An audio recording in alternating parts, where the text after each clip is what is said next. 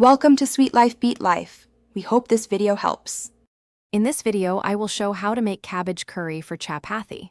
First, finely chop 1 small cabbage and 2 medium tomatoes. Heat 2 tablespoons of oil in a pan, then add 1 teaspoon of mustard seeds and a pinch of asafoetida. Once the seeds splutter, add 1 chopped onion and sauté until translucent. This simple start sets the stage for a flavorful dish. Next, add 1 teaspoon of ginger garlic paste and 2 slit green chilies to the pan, cooking for about 1 minute until fragrant. Now, incorporate the chopped tomatoes, cooking them down until they become soft and pulpy, which usually takes 5 to 7 minutes.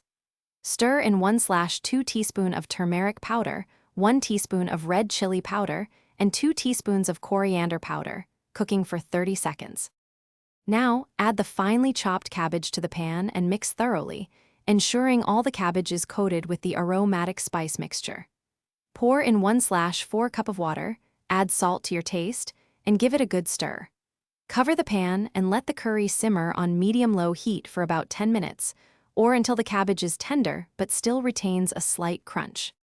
Finally, remove the lid and check the consistency. If it's too watery, cook for a few more minutes uncovered. Garnish generously with fresh chopped cilantro for a burst of freshness. Your delicious cabbage curry is now ready to be served hot with soft, warm chapathis.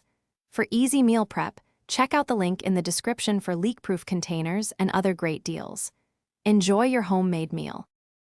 Thanks for watching. Consider subscribing if we helped you.